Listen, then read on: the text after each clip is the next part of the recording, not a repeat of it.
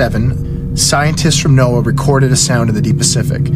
It's thought to be organic in nature and has never been identified. It's called the bloop. In the early 2000s, it was proved that the Navy beached whales while testing sonar weapons. For years, the Navy denied that they were responsible for these beachings. These are facts. And in some of the incidents, there were reports of something else washing up with the whales. In 2004, two boys were the first to arrive on a mass whale beaching in Washington State. They captured it on a cell phone. The boys claim they saw something that day. They claim they saw a body. My name's Paul Robertson. I was a research assistant with Dr. McCormick, working at NOAA for several years by then. I was a field biologist at NOAA. I was working in the Marine Mammals Division before I joined Dr. McCormick's lab in 1999. The internal organs hadn't collapsed. What we were seeing was consistent with blunt force trauma. There were circular lesions on the samples. Clear evidence of damage, and these were in every sample that we'd taken. Was caused by a new kind of Navy sonar, a sonic blast that did more than just scare whales into the shallows.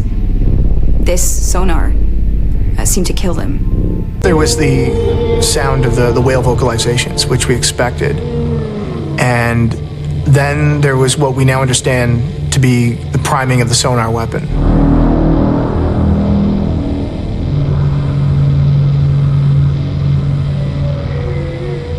And then there was a moment of silence, and this proved to be the calm before the storm, because then it was bam.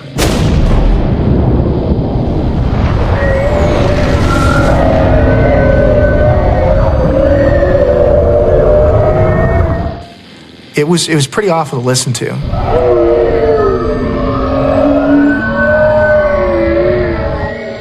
Brian was so preoccupied with cataloging this sonic blast that he almost missed what else was there.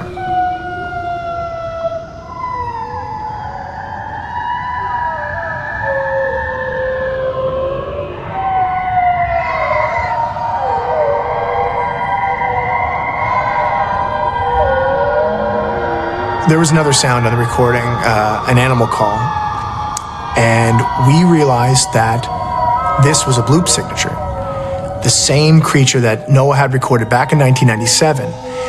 But in this case, our recording was much longer.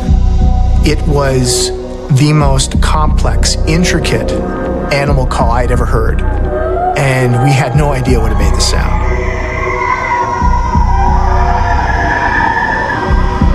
All we knew was that a creature that had only been heard once in human history had just resurfaced. He keeps a tight grip on all classified information, but even they've come to realize that no matter what they do to prevent it, there will be occasional leaks.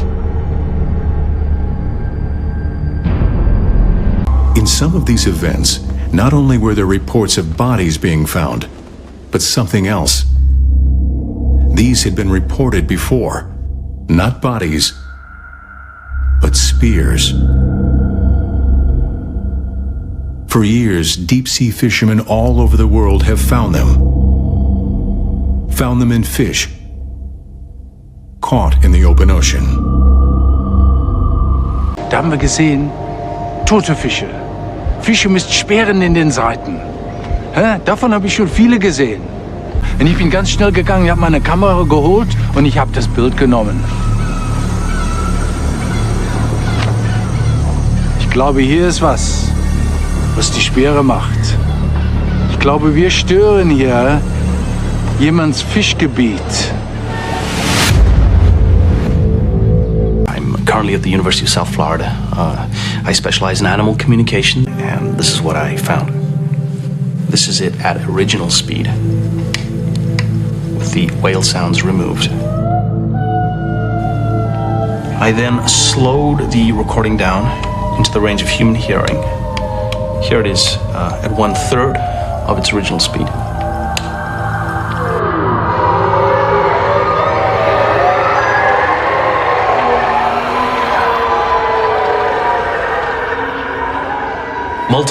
individuals, literally thousands of different signifiers, at least half dozen individual voice prints.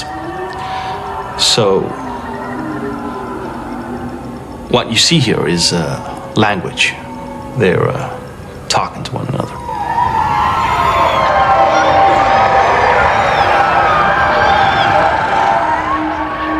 What animal could possibly have a language so complex, so sophisticated? Our theory was this was a new species of dolphin, but there's another theory we should have considered sooner: the aquatic ape theory. Some humans are so well adapted for life underwater that they still hunt at the bottom of the sea, walking across the ocean floor. The Moken people of Southeast Asia can contract their pupils at will to control for water distortion. They actually see underwater as clearly as if they were wearing a mask. I am the head of acoustic research at the Marine Biology Research Center at the University of Cape Town. But here, it was what happened before the blast that was revealing. Here was a bloop call similar to the one we recorded. It was obviously the same kind of creature. And this time, there was dolphin chatter on the recording. Not surprising, dolphins are in these waters and they get stranded in these events as well. But here, there was communication, back and forth communication between our bloop creatures and the dolphins, which made us think, is it a dolphin? Is it some new species of dolphin? And from that point on, that's what we thought we were looking for. It's a great white shark. It's not the shark. It's what's in the shark. I found a stingray barb inside. Now, this could have come from a stingray defending itself. Sharks eat stingrays. Hammerheads do, tigers do. But not great whites. So I kept the barb.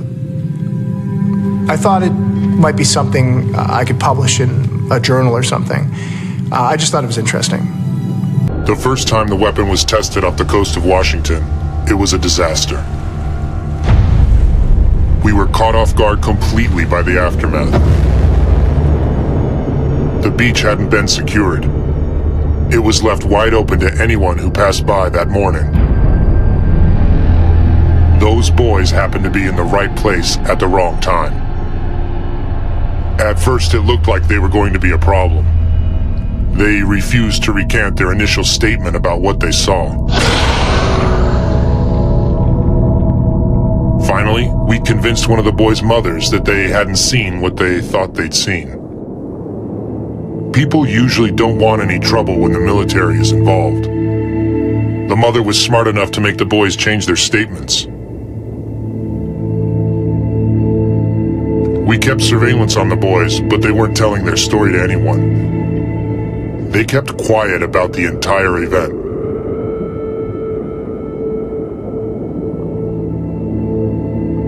After that first test, we didn't leave any beaches unsecured again. We weren't going to let anyone else find anything.